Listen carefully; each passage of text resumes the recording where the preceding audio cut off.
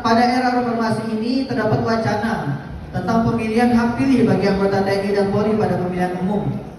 Nah, hal ini menjadi perdebatan, terjadi pro kontra di masyarakat. Ada yang berpendapat bahwasanya ini belum waktunya karena khawatir akan mengganggu jalannya tugas secara profesional dan proporsional. Kita sambut kedua tim untuk mengetahui mosi ini lebih lanjut. Dari tim pro, Sol Yudhistia dan tim kontra One Piece, kepadanya kami persilakan.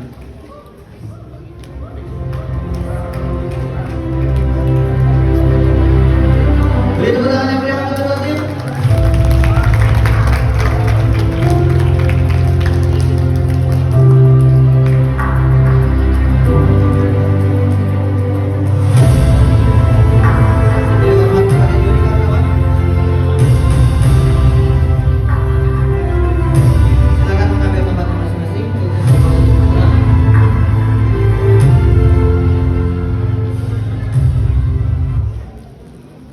Baik, dan jadi yang terhormat dan para peserta debat, kembali saya sampaikan untuk rules kita tetap sama, 3 menit untuk pembicara pertama, 7 menit pembicara kedua, dan 5 menit pembicara ketiga.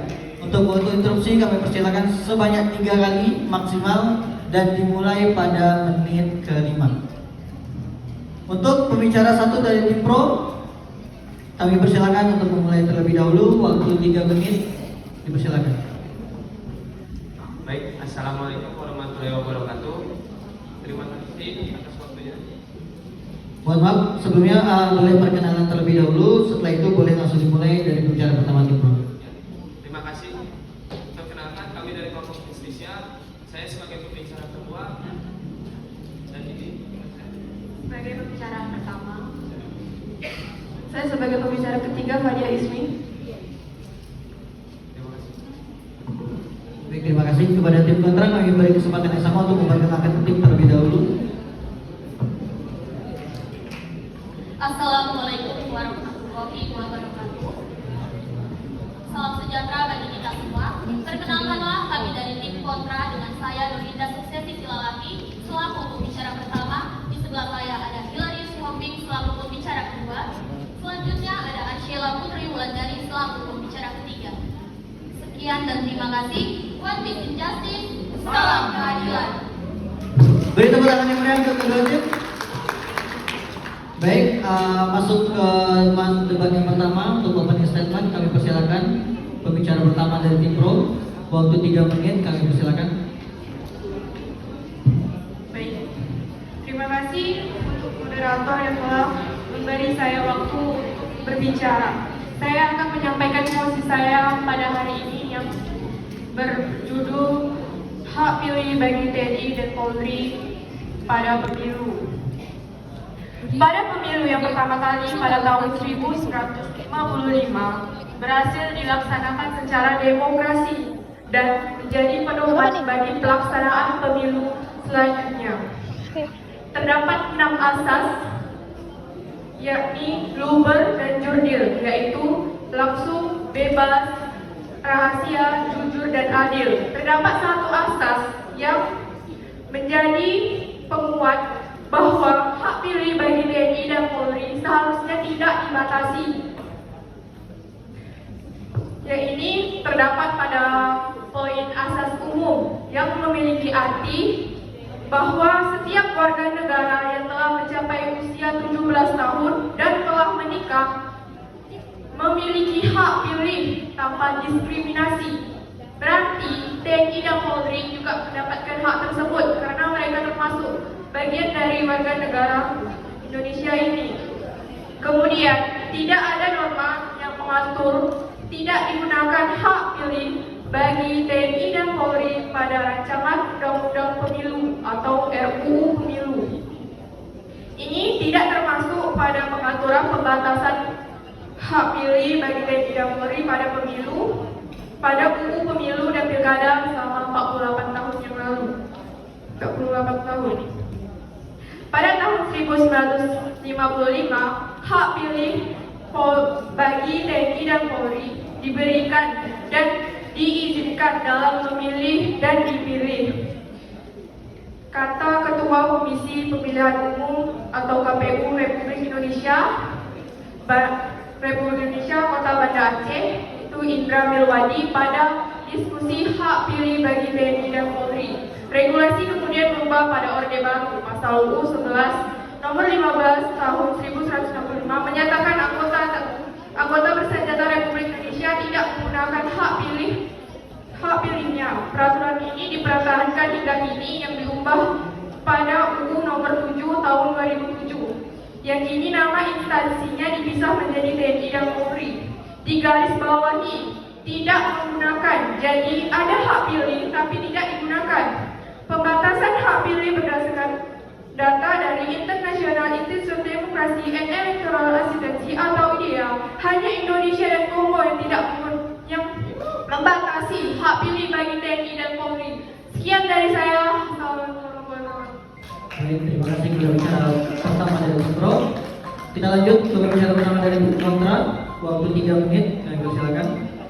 Hukum bernilai bukan karena itu adalah hukum, melainkan karena ada kebaikan di dalamnya. Assalamualaikum warahmatullahi wabarakatuh. Shalom, Om Swastiastu, Namo Buddhaya, salam kebajikan.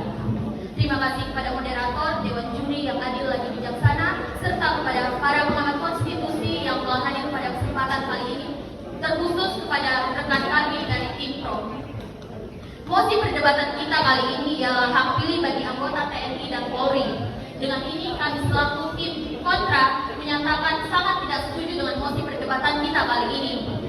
Jauh sebelum mengangkat argumentasi kami, maka izinkanlah kami untuk mendudukkan latar belakang lahirnya mosi perdebatan kita pada kali ini. Perlu dipahami bahwa hak memilih dan dipilih secara konstitusional masuk ke dalam hak warga negara yang secara tersirat diatur dalam Pancasila sila keempat dan Undang-Undang Dasar Negara Republik Indonesia tahun 1945 pasal 27 ayat 1 dan 2, pasal 28, pasal 28D ayat 3, pasal 28E ayat 3. Kemudian Undang-Undang Nomor 39 tahun 1999 tentang hak asasi manusia juga ikut turut serta memberikan pengakuan pada warga negara mengenai hak pilih dan memilih, yaitu pada pasal 23 ayat 1 dan pasal 43 ayat 1. Kemudian ada Undang-Undang Nomor 12 tahun 2005 tentang pengesahan International Covenant on Civil and Political Rights pada pasal 25. Hal ini menimbulkan pertanyaan bagi anggota TNI dan Polri terhadap hak politik yang berupa hak memilih dan dipilih yang seharusnya sudah melekat pada status mereka. Pada masa Orde Lama, pemilu pertama di Indonesia mengikut sertakan TNI dan Polri untuk ikut serta dalam pemilu. Namun pada masa Orde Baru, TNI dan Polri tidak lagi mengikuti pemilu yang ada. Hal ini didasarkan karena TNI dan Polri memiliki dua fungsi sebagai alat negara dan kekuatan nasional yang harus kompak bersatu dan merupakan kesatuan untuk dapat menjadi pengawal dan pengaman Pancasila dan Undang-Undang Dasar Negara Republik 1945. Lebih lanjut, hal ini diatur pada pasal 200 Undang-Undang Nomor 7 Tahun 2017 yang menyebutkan TNI dan Polri tidak dapat menggunakan hak pilihnya. Yang kemudian pasal 199 adalah penjelasan dari pasal 200 ini. Untuk itu kami dengan tegas menolak mosi ini, yaitu hak pilih bagi anggota TNI dan Polri. Sekian dan terima kasih. Salam konstitusi. Masih ada waktu, bicara bersama cukup. Baik, terima kasih. Boleh beri tepuk tangan yang beri untuk kedua tim. Masuk ke babak binasan pembicara kedua, kami persilakan dari tim Pro. Waktu 7 menit dan boleh diinterupsi dalam waktu 5 menit. Silakan. Baik, terima kasih kepada moderator, Dewan Juri, dan rekan-rekan sekalian. Izin saya akan menambahkan tentang apa yang sudah disampaikan oleh teman saya tadi. Bahwa kita ketahui dari pembicara satu dari tim kontra menyatakan bahwa sudah jelas di dalam Pancasila pada sila keempat keadilan sosial bagi seluruh rakyat Indonesia. Tetapi mengapa ada pembatasan ini? Jika mana ada terjadi pembatasan seperti ini, sama saja keadilan itu tidak didapatkan oleh TNI dan Polri. Pada dasarnya kita tahu setiap warga negara memiliki hak pilih, dan kita ketahui bahwa narapidana orang yang sudah jelas-jelas bersalah saja tidak pernah kehilangan hak pilihnya, olahragawan atau siapapun itu. Jika mana TNI dan Polri dibatasi. Ada apa dengan TNI Polri? Apakah TNI Polri ini warga negara asing di negara sendiri? Karena dia tidak bisa mendapatkan hak pilih dia, hak pilih dan dipilih. Dan perlu saya sampaikan juga, hak pilih juga tercantum dalam International Convention on Civil and Political Rights, Konvensi Internasional tentang hak sipil dan politik. Pasal 25 ICCPR menentukan bahwa setiap warga negara juga harus mempunyai hak dan kebebasan. Pada konstitusi pasal Undang-Undang Dasar 1945 pasal 28E ayat 3 yang menyatakan setiap orang berhak atas kebebasan berserikat, berkumpul dan mengeluarkan pendapat.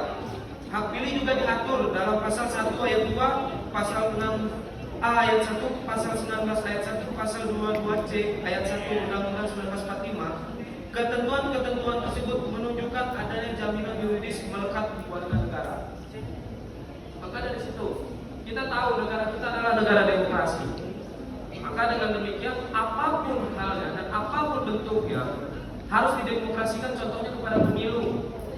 Jika mana kita tarik lagi ke latar belakang, kita ketahui bahwa pada tahun 1955 TNI ikut serta di dalam pemilu, dan di tahun 1957 TNI juga ikut dalam pemilu selat, TNI ikut serta. Dan silakan interupsi diterima.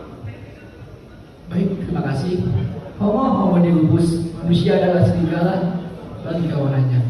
Dari teori tersebut, di mana sejarah itu sistem pemerintah Indonesia pada Orde Lama yang begitu buruk, di mana angkatan bersenjata menguasai berbagai aspek penyelenggaraan negara sebagai menteri, gubernur, dan pejabat lainnya.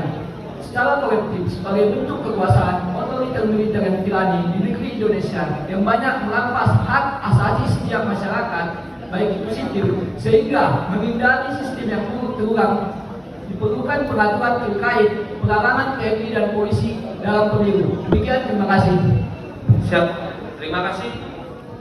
Begini kawan, kita ketahui bahwa kita bisa mengacu kepada dasar-dasar negara-negara demokrasi lainnya. Bagaimana caranya?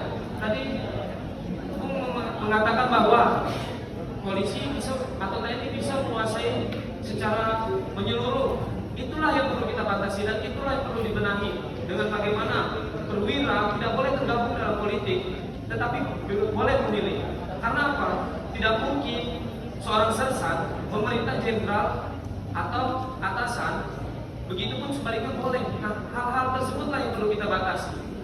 Karena jika mana hak pilih bagi TNI dan Polri tidak dikeluarkan, sama saja negara secara tidak langsung keluar dari hak asasi manusia.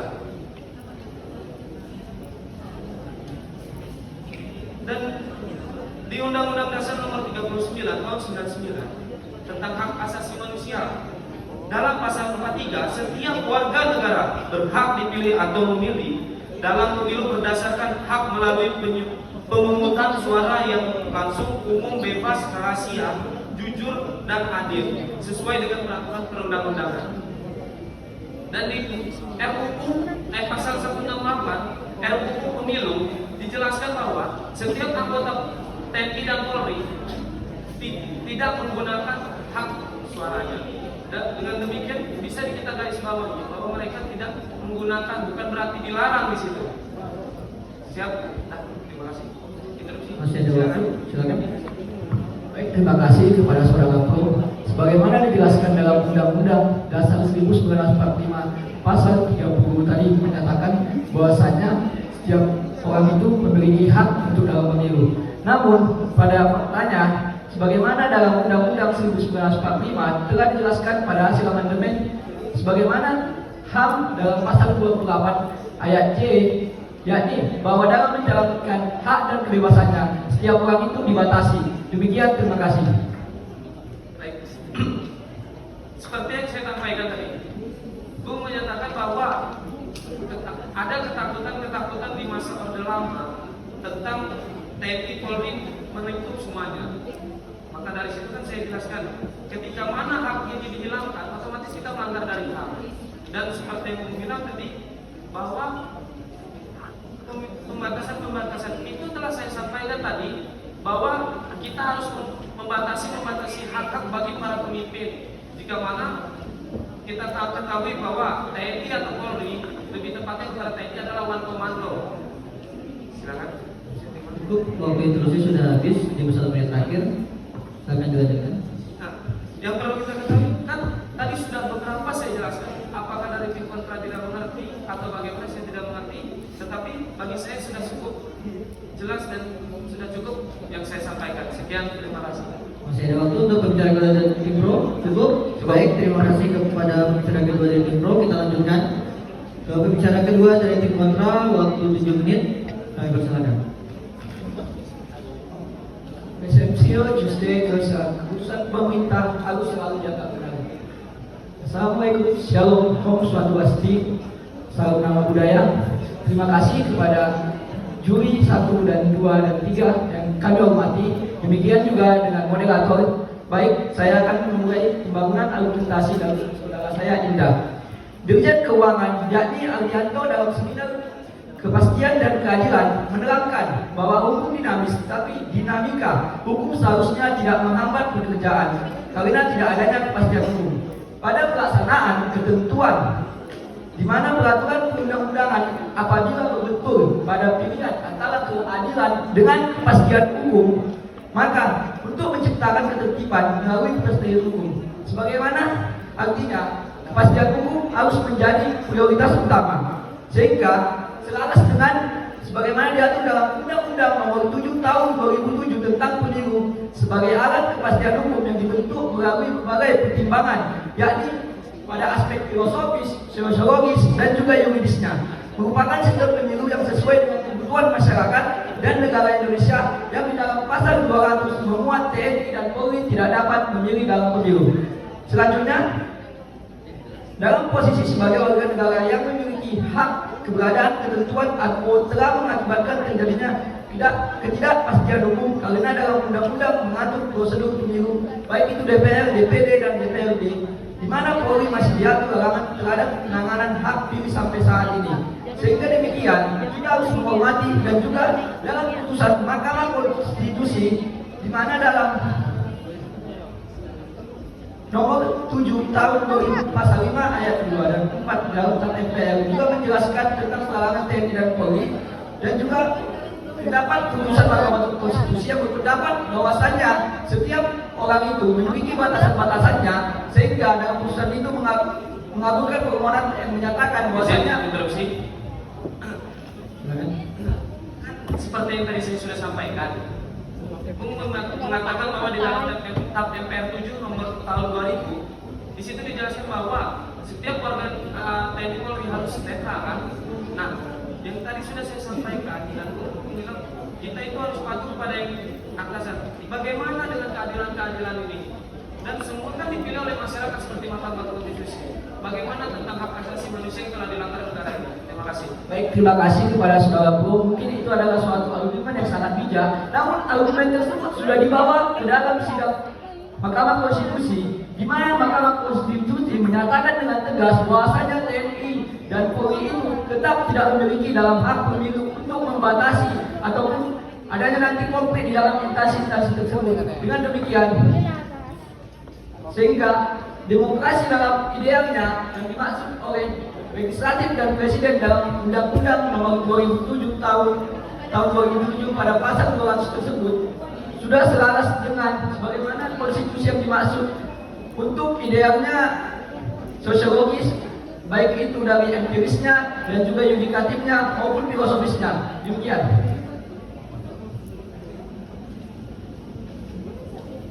Silakan. Terus dulu. Bisa kita ketahui sendiri bahwa negara Indonesia ini adalah negara demokrasi. Apakah kata demokrasi tersebut masih bisa dikatakan berhasil jika hak TNI dan Polri sendiri saja masih dibatasi? Sudah jelas di depan mata secara nyata bahwa demokrasi di Indonesia sedang diuji. Bagaimana pendapat tim kontra?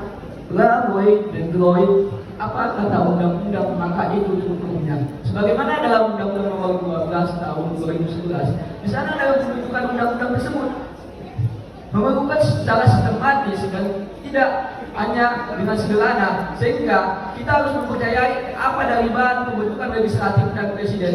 Karena itu juga memiliki staf ahli, sebagaimana juga kita sebelumnya melakukan LKWP dalam seminar di auditorium ini juga.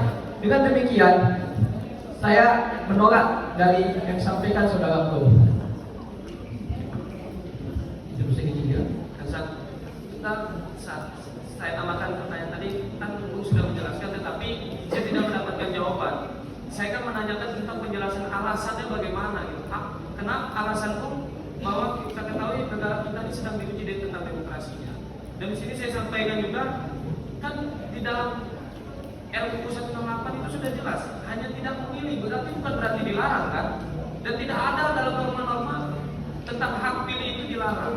Dan pada dasarnya setiap warga negara itu dipilih. Baik, terima kasih kepada saudara Bro. Mungkin sebelumnya saya sudah menyampaikan, namun saudara secara kaku ataupun bagaimana dulu memahaminya. Dan dalam terkait TNI dan Polri itu yang dihindari yang terutama adanya konflik ataupun nanti ketika nanti mereka memiliki hak atau pemilihan dalam pemilu akan terjadinya suatu nepotisme dan sebagainya. Dan kita melihat berkaitan dengan kasus Sambo sebagaimana itu terdapat ketimpangan relasi, sehingga demikian untuk menghindari hal-hal demikian diperlukannya suatu pengaturan tersebut. Demikian. Boleh dilanjutkan dari tim kontra? Baik, cukup, terima kasih. Izin, saya belum mendapatkan jawaban. Sudah habis untuk waktu diskusi. Kita lanjut untuk pembicara ketiga. Pembicara ketiga, closing statement dari Impro, kami persilakan waktu 5 menit.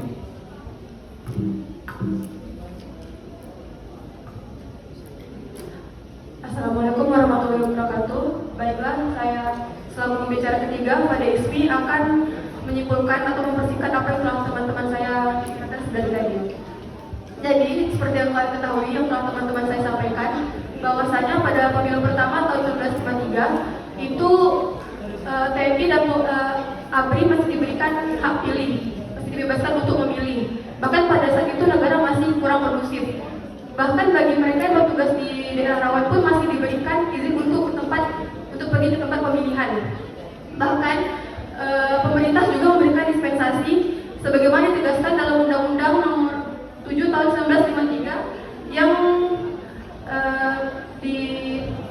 ditegaskan bahwasanya isinya bagi mereka yang bertugas atau melaksanakan operasi tugas biasa atau tugas operasi di luar kedudukannya, maka apabila perlu dilaksanakan dalam waktu sependek-pendeknya, maka pemungutan suara susulan bagi mereka. Jadi dulu pemerintah sangat mengusahakan hak pilih bagi TNI dan Polri, serta dan dapat diambil tadi itu alasan mengapa pada Orde Lama mereka masih diizinkan untuk menggunakan hak pilih karena pada saat revolusi kemerdekaan TNI dan Polri juga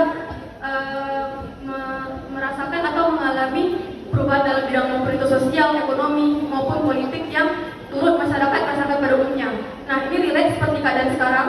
Mengapa ini ketika misalnya kita dalam pergantian presiden atau gubernur atau bupati atau DPR, mau tidak mau pasti kita akan merasakan mungkin sedikit perubahan dalam itu, mungkin bidang sosial, politik maupun ekonomi. Nah, dari itu kita sama-sama merasakannya, bukan masyarakat saja, tetapi TNI dan Polri juga pasti merasakannya. Jadi mengapa hanya kita saja masyarakat pada umumnya yang mendapatkan hak pilih tersebut? Mengapa mereka tidak? Bahkan pemilu pertama itu merupakan pemilu paling demokratis karena mereka mencerminkan pluralisme dan representativeness dan yang menyelibatkan seluruh elemen masyarakat tanpa pengecualian termasuk TNI dan Polri. Jadi sama seperti sekarang saya harap kita dapat mencerminkan, dapat mencontoh pemilu pada Orde Lama yang begitu demokratis. Bahkan seorang Indonesianis atau profesor ilmu politik menyampaikan bahwasanya pemilu pertama itu merupakan pemilu paling demokratis dibandingkan pemilu pada masa pemerintahan Orde Baru. memang tidak digunakannya hak pilih dalam pemilu mempunyai alasan yang cukup konkret, yaitu karena supaya pertahanan keamanan dilaksanakan penuh oleh TNI dan Polri. Tetapi itu akan terkena dalam kebebasan politik terhadap setiap warga negaranya gitu. Jadi jika hak pilih TNI masih ditahan, maka sama saja prinsip demokrasi sebagaimana dari definisi pemilu yang berasaskan langsung umum, bebas, rahasia, jujur dan adil dapat berpotensi mencederai kebebasan rakyat dalam berpolitik, bahkan untuk melaksanakan kedaulatannya. Jadi bahkan seorang profesor ilmu politik, Henry Bentham Mayo, menyatakan a democratic political system is one in which public policies are made on a majority basis by representatives subject to effective popular control as periodic elections which are conducted on the principle of political equality and under the conditions of political freedom. Itu berarti mengartikan kontribusinya masyarakat atau warga negara terhadap penyelenggara pemerintahan itu bersifat mutlak, jadi tidak ada alasan untuk TNI dan Polri tidak ikut dalam pemilu. Dan kita juga melaksanakan beberapa solusi untuk menghilangkan keraguan kita dalam TNI dan polisi mengikuti pemilu, yaitu kita bisa melakukan pendidikan politik dan demokrasi kepada TNI dan Polri untuk menghilangkan cara pandang politik lama, serta kita bisa melakukan survei internal kepada polisi dan TNI supaya memastikan mereka itu sudah siap dalam mengikuti pemilu, serta dipersoalkan lagi hak pilihnya, dan kita mengikuti hak pilihnya dalam berdasarkan bukan hanya dalam undang-undang pemilu, tetapi dalam undang-undang TNI dan Polri, serta memberikan hak pilih kepada segenap warga negara merupakan masyarakat dan demokratis. Jadi oleh karena itu jangan ada lagi dipersoalkan hak pilihnya maupun itu dari anggota dari masyarakat yang berseragam. Sebab semua warga negara prinsipnya memiliki hak dan kewajiban yang sama. Sekian, terima kasih dari saya dan kelompok Sol Justisia. Sekian, terima kasih. Wassalamualaikum warahmatullahi wabarakatuh. Baik, terima kasih kepada pembicara ketiga dari tim Pro. Kita lanjutkan pembicara ketiga dari tim Kontra, waktu 5 menit. Ayo silakan. Joel Wildan plus Chloe Soy Demande, hukum memberi tidak lebih dari yang dibutuhkan. Baik, rekan-rekan tim Pro terus mengagungkan setiap warga negara Indonesia berhak memiliki hak dan kewajiban yang sama di hadapan hukum dan pemerintahan yang sama. Kami pun sama Dewan Juri yang terhormat. Kami mengaminkan setiap warga negara Indonesia yang telah melekat pada hakikat dan keberadaannya setiap manusia sebagai makhluk Tuhan yang Maha Esa yang wajib dihormati, dijunjung tinggi dan dilindungi oleh negara, hukum dan pemerintahan. Namun pada masa Orde Baru, bagi anggota TNI dan Polri pada kala itu telah tidak diberikan hak pilih bagi mereka dalam pemilihan umum, karena pada masa pemimpin Presiden Soeharto telah mengatakan anggota TNI dan Polri telah dijadikan sebagai alat negara, sebagai alat pertahanan dan keamanan negara untuk dan kekuatan politik, sosial, ekonomi untuk mengatur kehidupan berbangsa dan bernegara agar alat negara dan kekuatan sosial tersebut dapat bersatu kompak demi menjaga kenetralisasian mereka dalam pemilihan umum. Kemudian mengenai larangan peraturan hak pilih bagi anggota TNI dan Polri masih berlaku sampai hari ini. Salah satu pasal adalah pasal 326 Undang-Undang Nomor 8 Tahun 2012 yang mengatur tentang pemilihan umum anggota DPR, DPD dan DPRD, juga mengatur tentang anggota TNI dan Polri tidak dapat diberikan hak pilih pada mereka dalam pemilihan umum. Dan setiap peraturan-peraturan konstitusional tersebut masih berlaku sampai hari ini di Indonesia. Jadi, kami punya saran Dewan Juri yang terhormat.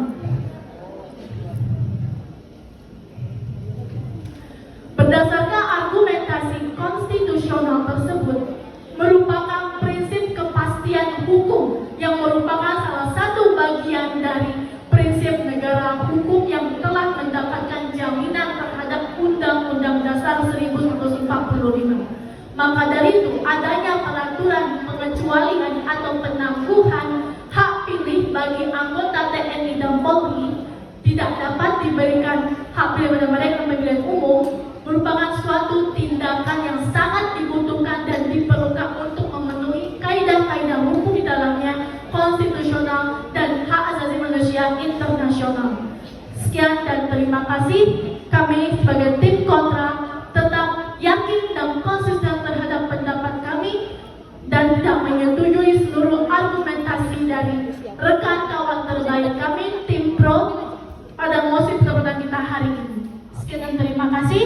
Kami dari tim kontra. Salam keadilan. Wassalamualaikum warahmatullahi wabarakatuh. Masih ada waktu tim saya kita cukup. Baik, terima kasih kepada kedua tim. Boleh tepuk tangan sekali lagi untuk kedua tim.